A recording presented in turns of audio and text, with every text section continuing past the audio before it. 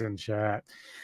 DJ Nubis here with you on the Metal Tavern Radio podcast, doing a review of Gamera, the Rebirth here with my friend, good friend, Sci Fi Senty to join me in this review. Thank you for being here, sir. Much appreciated. Much appreciated for the invite. No problem. I know in the chat we've got Jake Hall. We got some Kevin Lambert from Entertainment Headquarters, which is very cool. Glad you guys can hang with us. So we knew this was coming out for a while now. A lot of people were already talking about it from, who got the chance to see it first and all this stuff. I wasn't even sure if I was going to do a review right away on it, but, we were talking before the show, and I was like, you said you felt reinvigorated when you watched it. And I was kind of the same way. Like, I watched it earlier today, and I'm like, man, this is some good shit, dude. Like, I'm really, really enjoying this. One of the few things that I really noticed off bat was the graphic detail was so amazing in this. Like, it just blew me away. The detail on the monsters and like stuff like that. Plot was good. I know I've complained in the past about, how the children from the live action movies kind of get annoying, even though that was sort of part of the thing with Gamera, and it still is. Even in this anime, they still have kids that are part of it, but it doesn't come off as annoying. What are your first feelings on the series itself? I mean, like, man, I already had a good feeling about it. It was promising, but it came at me in so many different ways, like curveball after curveball. The plot, I thought it was going to be kind of what any kind of other kaiju science fiction based series would be, but it was kind of outlandish in a way, but they made it work, and that's what I liked about it. And the kids are going to have a little bit of annoying aspects about it, but once the shit hit the fan, like even the kids had an important part to play. Each one of them had an important part to play. So that's why, man, that's like, I swear to God, man, like I was having a bum day, freaking busy bum day, like anxiety, ADHD kicking my ass. And then I watched this, bro, and I'm like, oh, dude, like got my mind off of stuff, reinvigorated me on, well, I've always loved Gamera, but like even the child aspect of each Gamera movie was always not, some of the best parts of the film, unless you're a hardcore kaiju fan like we are. But this just played in so well to the story, even the children all together. Yep. Yeah. So the series is 6 episodes, which isn't bad, but they are 40 minutes a piece, at least in that range. And that means they put a lot of thought into it, which was great. One thing also about this was Gamera flies a little differently. So, like, unlike live action where he's got, like, he pulls the feet back in and the fire comes out and he's whirling around. This time he's got his flippers basically almost like a sea turtle, and then he still has the fire from the back end, and really just turbo or whatever you want to call it. But I enjoyed the way they portrayed him in this as far as his flying ability. It looked really good. Oh, yeah. Yeah, very reminiscent of the Heisei Gamera style of the last film in the Heisei series, which was Gamera Revenge of... Yeah, it's Gamera 3 Revenge of Iris. Yeah. Yeah. Also, we did get introduced to a lot of the common enemies that Gamera's had throughout his story career as a kaiju, and that was really cool. Each episode, in fact, introduces you to like a newer, one of those new creatures. Not new, but like just ones that we've seen before. And so that was kind of cool. Like there was no like, even though it all connects, it isn't like, oh, we're gonna fight one monster through 3 episodes. It's each one, is gonna play a part. And so I guess the plot design is really interesting, especially towards the end. I'm not going to try to give too much away because I know people still haven't really watched this yet. But I'm going to ask you real quick. Did you ever see Cabin in the Woods at all? The horror film? No, man. That's fine. Yeah. But it's interesting that they kind of incorporated this, like, you have the human element where they're kind of messing around with the gene pool and the kaiju creatures that have been part of the earth for a long time. And then you have like this, it's not really alien, but we have people on the moon making decisions, which I thought was pretty interesting. Almost like an alien type situation, but not quite alien. Yeah. We talked about the kids, and like Joe, who's like the purple haired kid. At first, like, I really was annoyed by his character. I thought, dude, this guy is such a fucking bummer, dude. Like, someone just kick him in the nuts already. Like, Yeah. But as you pointed out, he himself has like a redemption arc later in the series, which I was very happy about. I really like that, and they're not afraid to go there. Yeah. Yeah.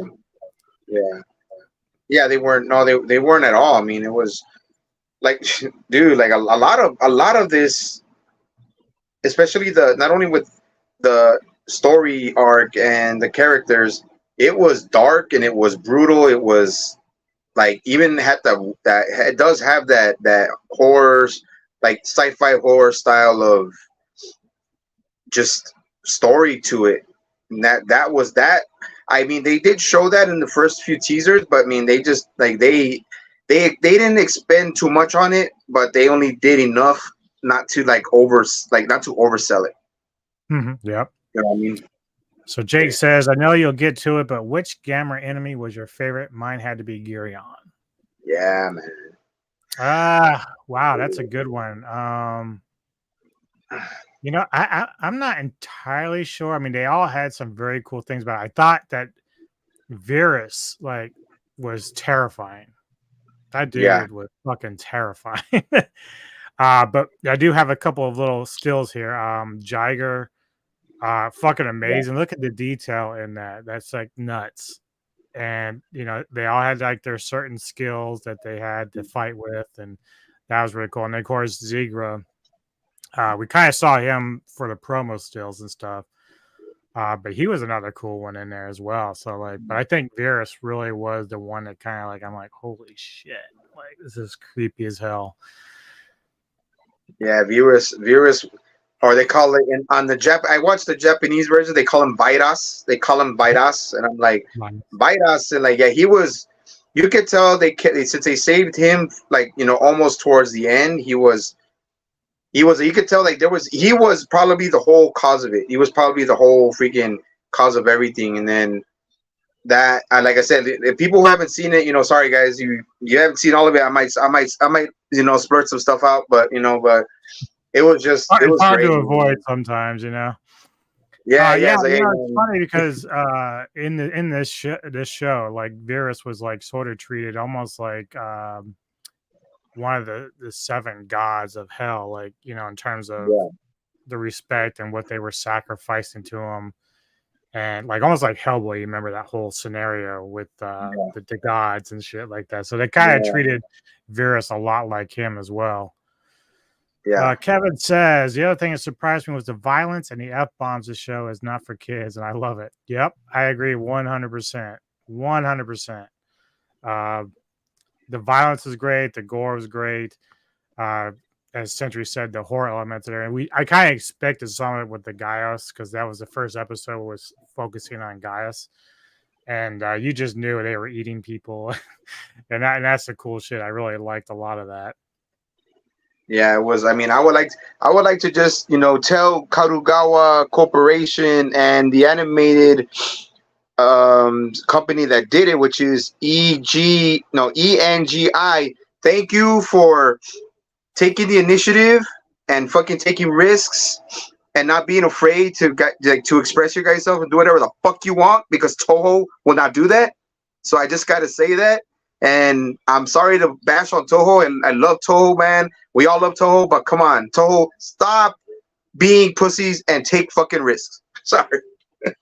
Well, they might just do that. I mean, I know you saw the trailer for the new Godzilla, and that looks legit. Yeah. So maybe that's where they're starting to take some risk at. But I got more to say about that too later on with this series. I thought the music, the soundtrack was really good for this. The only thing I would say is the intro music needs work. I really hate that intro music. Yeah, that's It's the anime. painful. That's Japan. Yeah, that's Japan, and the animated style of music they usually come out with, man. So unfortunately, yeah, the I was kind of like, "Oh, well, I guess I was too excited, dude." So I just okay, I'll let it Oh pass. yeah, yeah, yeah. I'll let I them mean, make once it. you got Yeah, through the first episode, you could just kind of skip the intro and get right into it. But I mean, really, the rest of the series and the soundtrack was great. Like there was some, it was all absolutely. it fit in all the different scenes they needed. So that was the good part about it. They did a really good job with Yeah, that. agreed. Let's see. Yeah, we talked about a little bit before this. This series like is really amazing. I give it a 10 out of 10. And it's unfortunate that Godzilla Earth didn't follow this format. Like it really would have been a much better series had they just stuck to the principles of what Godzilla is and the enemies he had. Like, could you imagine this same thing done with like King Ghidorah, Rodan, Mothra? It would have been so much better. Like they just, as you said, they don't take a lot of risk in that manner, and it's like it's too bad because like people, I mean, some people liked it, but I think a lot of people really hated it. Yeah, it's. I mean, if you're as much as Godzilla fans as we are, man, and I'm we both can be very biased. I can be very biased, but there's some parts about that series about the polygon that I did like, but those were very few and far between. Yeah, yeah. Well, let's kind of go through the episodes here. So the first one we said, they were introducing Gaios. It had some horror elements in it, which we expected with that particular kaiju. What were your feelings on the first episode, just in terms of like uh, how they kicked off the entire series? It was it surprised me. It surprised me, but yet it didn't surprise me that they added children, which I did not. I for one did not see. I mean, I did not like even speculate on the fact that they would not bring children in because that's really what Gamera started off with, and then the friend Gamera, the friend of all children. So, and then as it moved on, it's even though it might have felt like a slow burn. It does pick up. It does pick up like as the episodes go, Yeah. and then kids getting bullied, and then meeting what's his name, Boko, whatever. Boko meets Joe, Boko, and yeah. then Boko. yeah, Boko, yeah, and then I forgot the other one. I think his name was what, Suichi or Izichi or something. The girl, You the little have, girl, yeah, yeah, the little yeah, girl with the glasses, yeah. yeah. And then it was Brody, the other kid, the bully, the one that started everything. And then right away they run into this corporation, and The it's like I foundation. said, man. The foundation is that what they call themselves? The Yeah, it foundation. was some kind of foundation. I forgot, man. I'll have to look it up anyway. But it was it they're of course they're introducing everything, and then I was surprised how quick they started with just the introduction of Gauss, and then Gauss just like devouring all those explorers and everything, or those baby Gauss, and then Yeah, yeah, they man, didn't. and They then cut right to it, man. Those guys that were in the cavern and they were, checking out the. I guess it was their nest or something. Next scene we see with them, it's like nothing but blood all over the place, and the gauss are like flying up in the air and shit. That was some crazy stuff.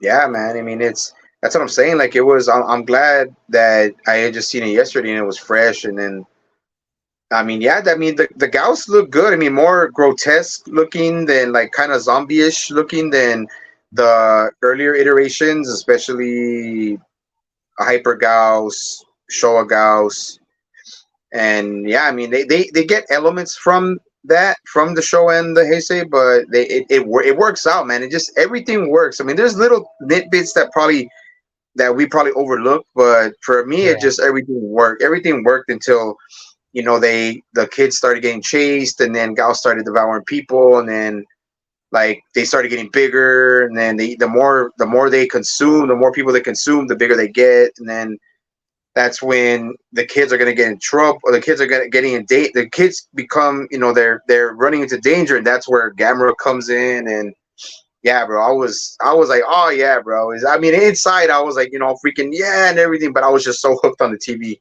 So yeah, Yeah, I mean that scene with the cops when they went down the alleyway and found the little gal sitting there eating or whatever, and then the gals attacked them, and you immediately saw like their laser beam like cut off the cop's arm with the gun. I was like, oh shit, they went there. Fuck yeah. I was all happy yeah, about that. So yeah, then as we moved into episode 2, we are introduced to Jiger, who we showed earlier, and I was really impressed with this, just the way it looked, and fighting, and the little tail with the stinger on there. yeah, Uh, of course, we did see Gamera in the first one where he lit up Gaius, and the bigger one, he killed him, of course. yeah, Uh, we also learned that Gamera has a connection to Boku, and which yeah, we didn't like explain. Boku did find like a small turtle trapped in like a tree in the first episode early on, and he saved it and all that stuff. So that's where we think that Gamera came from, is that particular turtle. yeah. Now that it's like some connection, I have to probably go back and rewatch. I'm not even sure what the connection was initially, but other than the fact that he saved him, but they did share sort of like what we saw in the live action films. There's a shared like pain and all that stuff that Gamera takes that Boku felt. Yeah. One thing was cool, and I don't know if I've ever seen it. Maybe you can correct me. So in the second episode, when Gamera's fighting Jiger, there's a moment where his hand lights up like fire, and he reaches into Jiger's mouth. I don't think I've ever seen that before, even in the live action. But has it ever happened before with his arm coming alive like that? That I think that's a reference to the film, the 1999 Heisei film, Gamera versus no Gamera 3 Revenge of Iris. And like, to make a long story short, towards the end of that Heisei film, Gamera's right claw gets blown off, and then Iris absorbs some of Gamera's napalm plasma fireballs, and Gamera, right before he can shoot Gamera, he aims it at his stub, and then his stub becomes like it glows with the plasma and everything. It glows like into an extra hand, and Oh wow. he shoves it inside of Iris, and kills Iris like that. So that's where the reference, to me, in my opinion, comes from. Okay, so that probably is right, because I know, like I said, she started watching the Guardians of the Universe, which is the first one of that trilogy. So we're gonna have to get back to watching, because I have seen those films. I just didn't remember much of them, so I have to go back and check out those. Well, that's why I Because don't I've want to never say. seen that, and I don't. What's that? That's why I don't want. Well, that's why I don't want to say too much, so that way I don't want to spoil it. Yeah, you guys just gotta get out there and watch it. That's all. Cool. Yeah, but that Uh, is a reference, though. That is a reference too. And then you see how he stuck it in his mouth, and it just lit him all up. So that's pretty much where it comes from. yep. Okay, that makes sense. Totally. So then, episode 3, as we get in there, Zigra is introduced here. They're on the water. This is when the kids, and we also have this woman named Amiko, Yeah, who was there with a guy that's working for the foundation. They're trying to. They know the kids have a connection to the Gamera and the kaiju, because the kaiju go where the kids go. Like, they're trying to kill the kids, and Gamera, of course, is the one that has to keep stepping in to save them. yeah, Um, so they get on this ship, and I don't know about you, but the funny thing about this particular episode and the ship and everything, and they're on the water, is immediately when they're being chased by Zigra, like, Gamera shows up. I started thinking about the Godzilla animated series from the 80s, where they used to hit the yeah, call button and he would come yeah, out. That was immediately something I was thinking of during this particular episode. I just thought that was the coolest thing. So yeah, so they're on the water traveling, and of course Zigra is the main baddie in this one. And what was your thoughts on this particular episode? Well, you did kind of agree with me when we got the steals for Zegra's design, and I wasn't feeling it at first, but Hmm. when I saw Zegra in action, and they did gives homage to the way his head came out, which is kind of like a goblin shark, but like a stingray at the same time. I was like, okay, look, I mean, it's looking cool. And then when he attacks that ship, that I guess that ocean liner, and attacks it and just stabs it like with his freaking beak and everything, I was like, oh man, like this freaking like wow. And he's able to climb on stuff like with using the those fins and everything, and then the tail and the speed, the way he maneuvers in the water. And I Yeah. was like, yeah, bro. I was like, yeah, man. It's like, give me more. It's like, give me more, give me more. Yeah, I thought that was And cool about the underwater fight. That was really cool because it was, again, the graphics are amazing. The scene is amazing. You know, I can't say it's too dark because it's an animation, but like it just looked good. Like it just everything was moving well, and you said like Ziggler was moving great in the water, and the fight was cool. And yeah, yeah, it was a really fun episode, and it kind of opened up the whole series from here. yeah. No, it was great, man. It was totally great. And then unfortunately, Zegra had an advantage in the water, so that's why they used.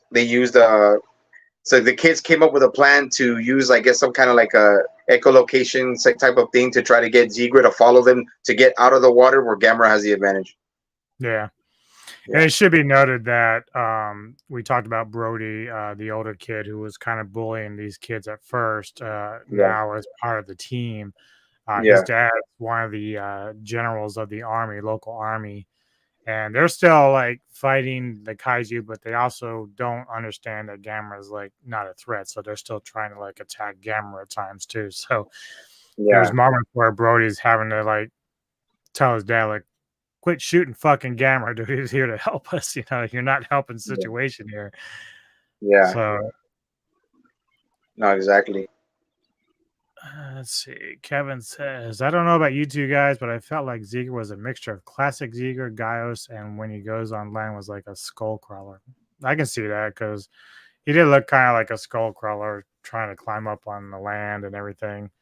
Yeah. Oh, yeah. Yeah. That's Okay. pretty. So into episode 4, we have Gary on. This is when we're introduced to him. This is the guy with the blade as a head. That was always one of the ones I enjoyed with the live action Gamera movies from way back when. As a kid, I'd see that one a lot. And of course, I don't think I had to go back and watch again. I don't think did he shoot the stars out in the animation, or was that just a live action that he was shooting? No, the live action, he had like stars on the side of Yeah, next to his eyes, and they will yeah, shoot up. yeah. Yeah. But did they add that into the animation one? I didn't see that. Yeah, yeah, he was shooting them instead of shooting them from the top right there where his blade was. He was shooting them from his spine. Oh, okay. Yeah, So yeah, this is what kind of a weird moment though in this one because at some point the kids are like, "Oh, Gamera's trying to protect us," even though he had been there like through 3 different creatures trying to protect them. But it's yeah, only now that they realize, "Oh yeah, he's trying to protect us." Okay, uh, yeah. So this was cool. I think I like the design of Gyrion in this. The only problem that I had was he seemed a little thin and a little bit too bendy. And I yeah, suppose in some ways you kind of have to do that because in the live action, of course, they're all kind of because they're suits and stuff, but I don't know. He just seemed like he shouldn't have been quite that flexible for the kind of creature he was, but it didn't bother me that much. I still enjoyed a lot of it. What were your thoughts on his design in this? Uh, at first, when I saw his design on the new Bandai figures that we're selling, I was like, well, he's probably gonna be the same way as from the live action from the movie Attack. What is it? Attack of the Monsters or Attack of Planets? Yeah, It was I think it was a great concept, and I thought the flexibility in his spine was what compensated for the size of his blade and the strength of his back legs. I think were stronger than his front legs. But he was when he would because you could tell like the blade is probably it's most of the weight. So when he flips and he moves, it's using it like a springboard, like a sling to just to cut stuff up because he was very agile, man. Like cutting little small little things, cutting up, just little things like that, like with ease. And then he wasn't too fast on his fours, but when he jumped and he moved, he was quick. Yeah. But yeah, but I did like his design, man. And he was out of maybe all five of them. I think he was the one that gave Gamera the most trouble and was probably the most brutal. But that's actually where we saw Gamera lose an arm. yeah, and that's so far that's my opinion on him, man. But very surprised me with these new iterations, these new designs. So I was impressed, bro. All of them I was impressed, but with Guiron, this motherfucker is a bad motherfucker, bro. Like, yeah. So Kevin says Giran was my favorite from the Showa, and his new look did not disappoint. His mouth was like a predator. He looks pure evil and is basically Gamera Gaigan, a killing machine. Yeah, he was, man. I think. This is a reminder. Water floss. What is that? It's my echo. It's my echo show, bro. Reminding me of my reminders. Oh. Yeah. All right, so episode 5, shit turns around a lot. Like this was probably the best episode of it all because you find out there's like this twist in the series. Yeah. And so we're introduced to Virus, which we talked about earlier. He's like kind of like this octopus thing, but now it's like almost he's got like more terrifying, more teeth. He actually does some pretty crazy things in this too, as far as like his shooting up into space and stuff like that. But the chick that we talked about who works for the foundation, Amiko, she's been kind of building this relationship with the kids where she's friendly and is kind and everything, is looking out for them. But we find out that she's not quite she's a bitch, as Neko says. Yeah, so she's there to kind of use the kids in a way that's not so pleasant, and we find out she's just not a very good person. There was a moment where Virus and Gamera were fighting that I kept saying to myself, and I know it's never going to happen. I just said to myself, because, Virus was getting the best of Gamera in this episode. And I was like, man, how fucking cool would it be if just out of nowhere Godzilla showed up? I mean, how fucking cool would that have been, man? Like that, I still think to this day, like if they introduced Godzilla in this series, or just even down the road, like the fandom would go nuts. Like we all want it. It's something we all want. It's just probably never gonna happen. But man, dude, like I just kept saying, man, dude, it'd be so cool. Virus thinks he's got the better of Gamera. Also, boom, the fire breath comes and knocks him on his ass, but it wasn't really his show. But what did you think about this episode? When I started realizing that Emiko had ulterior motives and had an agenda against the so-called head honchos of Foundation that were on the moon. Yeah. And she had planned it the whole time. It was all predetermined, man, that she was planning to not only get rid of the Foundation, but to use Viros because she had this god complex, looked at him as some kind of god, kaiju messiah. So she was just like, I mean, it got under my skin, but I was like, man, no wonder she was too nice. She was too she seemed too gullible or stuff like that. And then like when you see what she really is, like she was letting people die like nothing, even and the kids, she was willing to sacrifice the kids. And and Viros, man, I mean, Viros like flipping on his side and flipping up down and like this, I was like, oh shit. I was like, that's something I would it was kind of unsettling, but it still would look fucking cool. So and then him able to shoot up, and then able to shoot a laser, and then I mean, even like from Earth, even messing up and almost, blowing up the shuttle. I was like, oh shit! Like this, no wonder they all see this kaiju as some kind of god or something like that, man, or demon or something. But yeah, it was awesome. It was almost like a master kaiju the way they were talking about it. Like it was like the kaiju, Yeah. Oh yeah, but they made him look.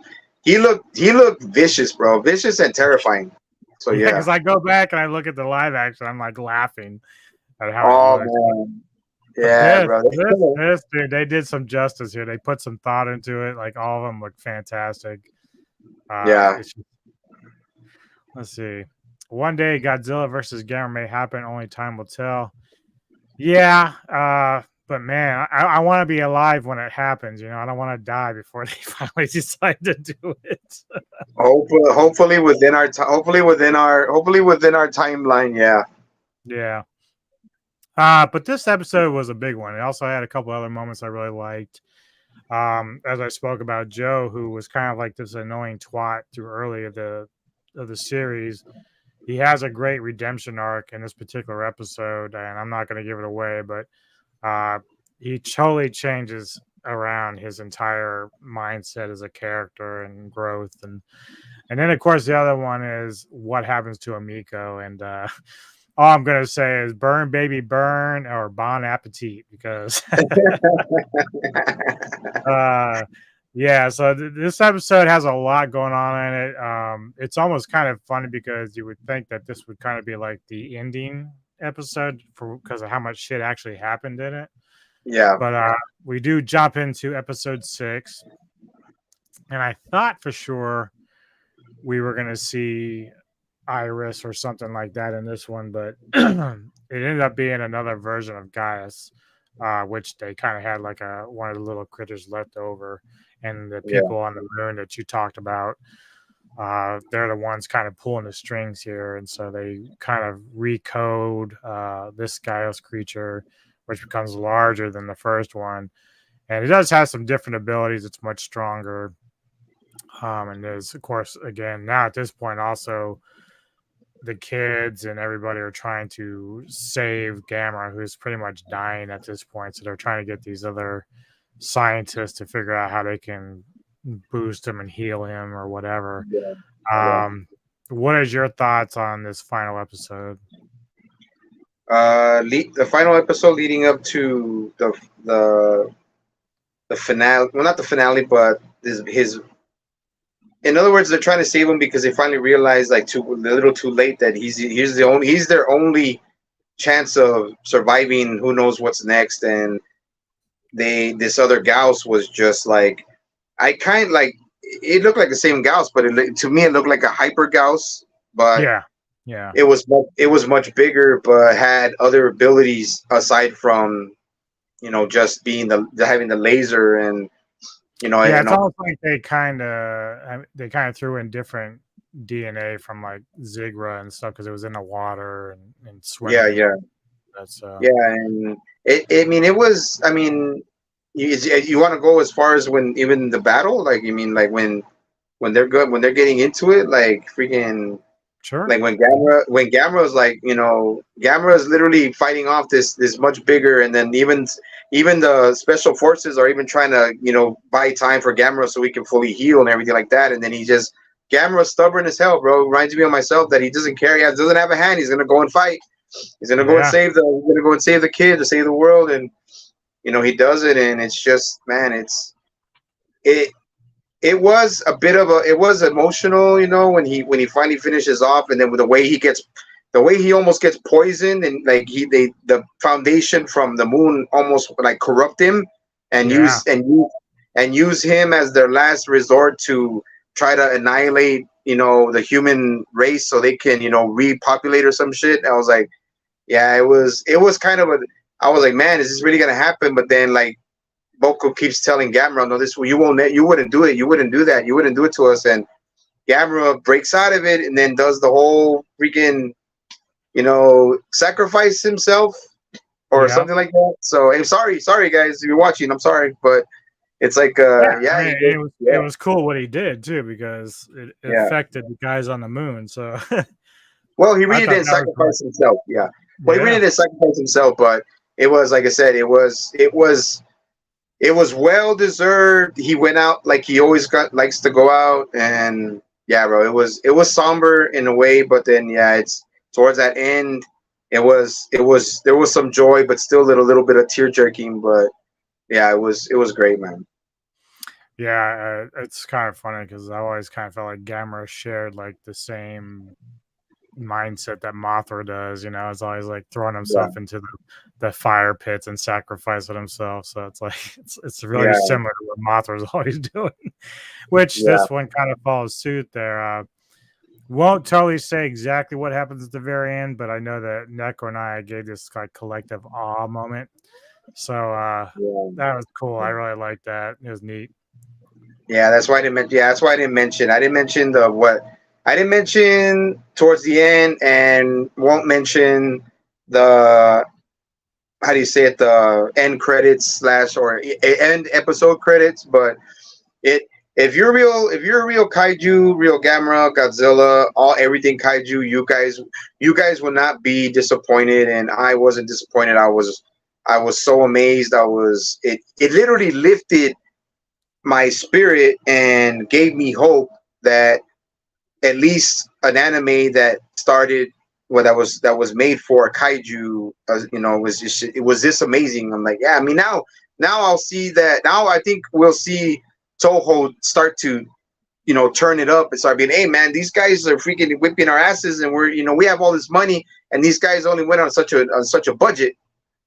So I Well, mean, look what that's they did. I mean, even though I kind of have a more of appreciation for Shin Godzilla these days, just looking at what they've done with their new one with the trailer, world better, like just nasty, crazy, scary.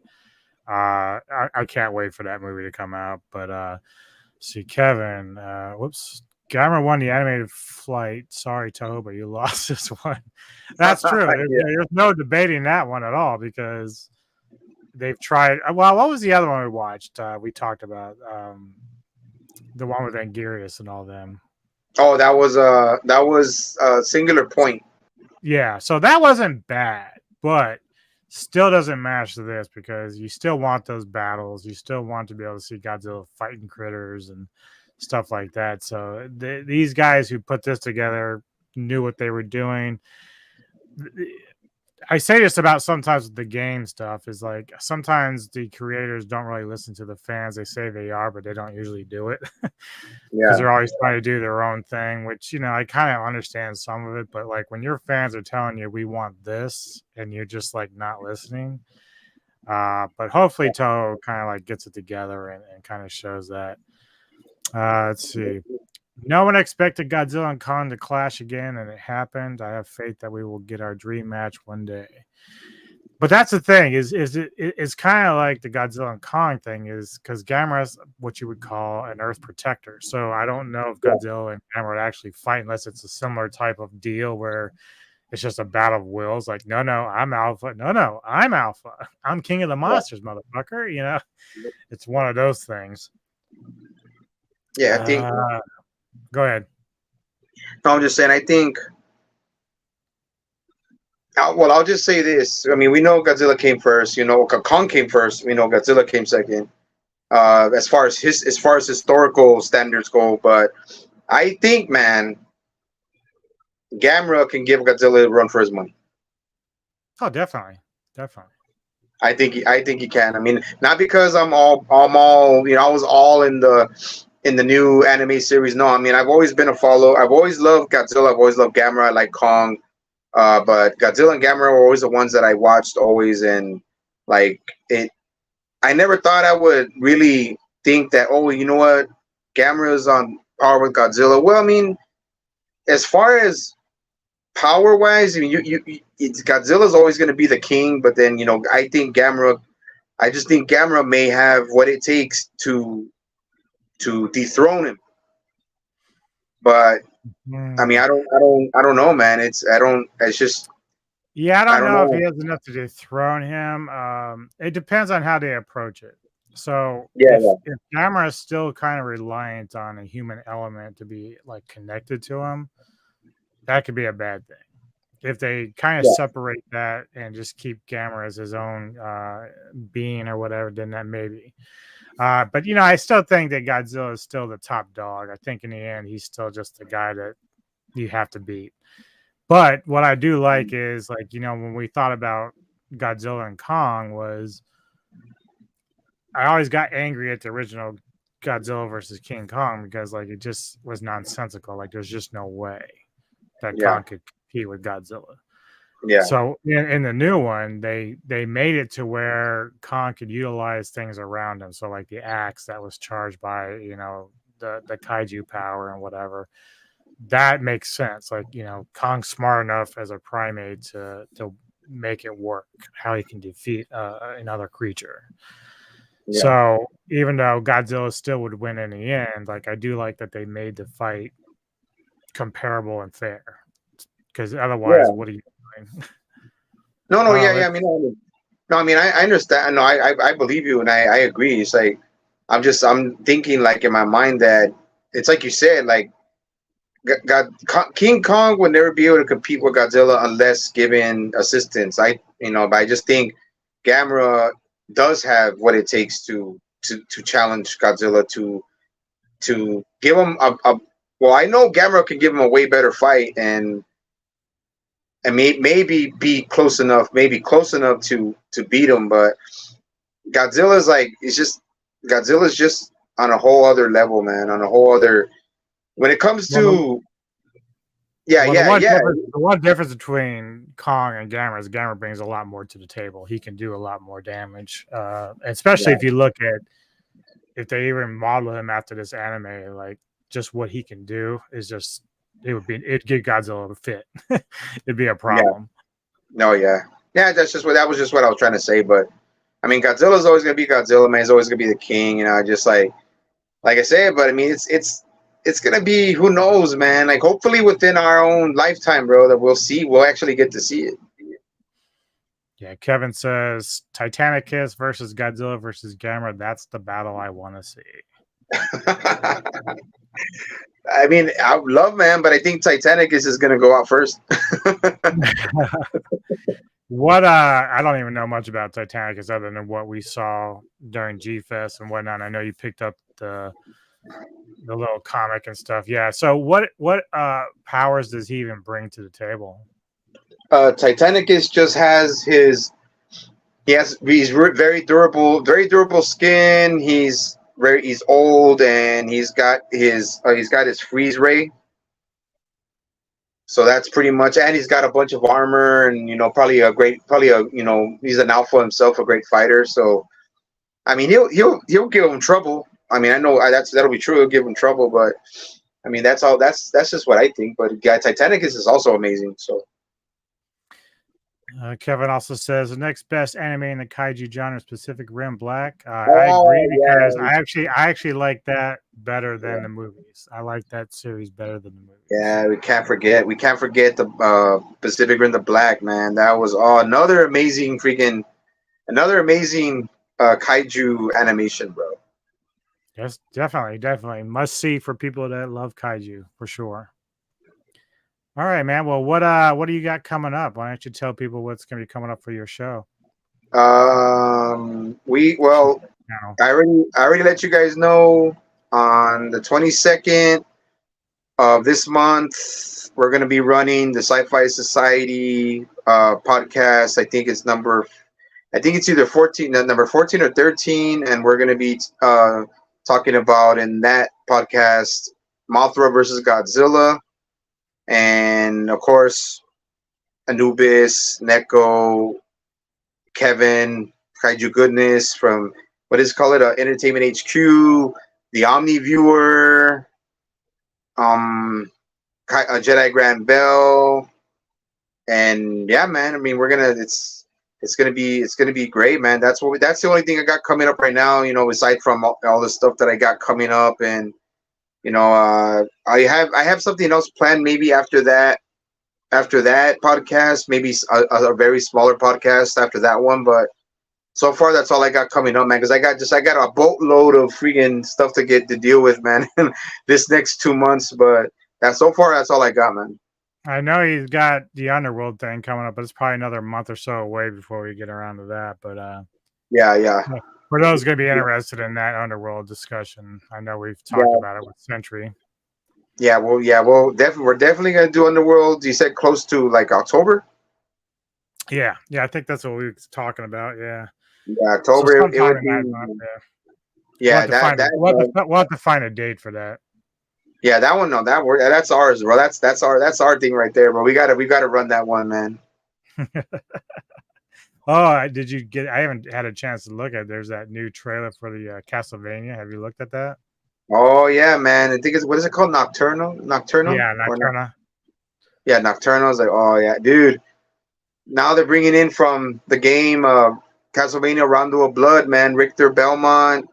I think what was her name?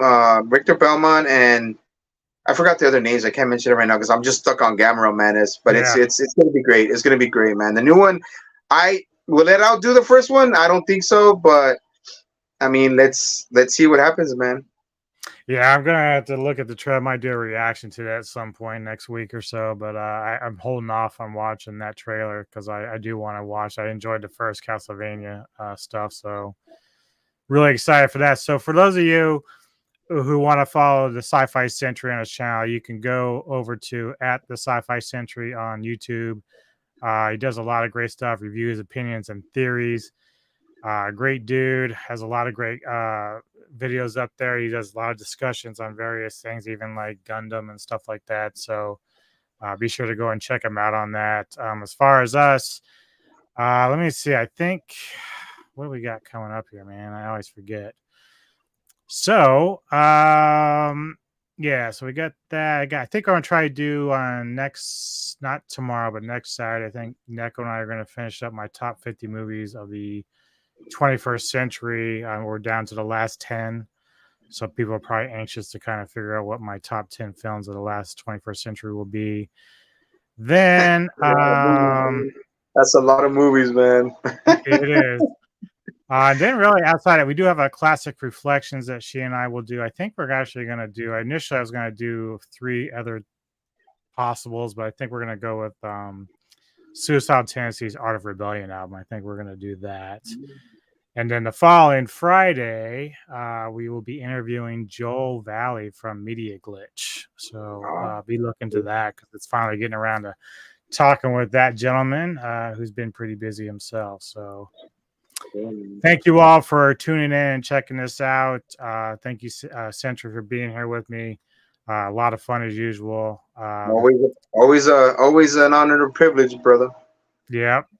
For the rest of you, please hit the like button, share if you want to, hit the subscribe button. The support helps us a lot. And again, thanks for the support, guys. We really appreciate it. Enjoy the rest of your weekend, all. Don't party too hard.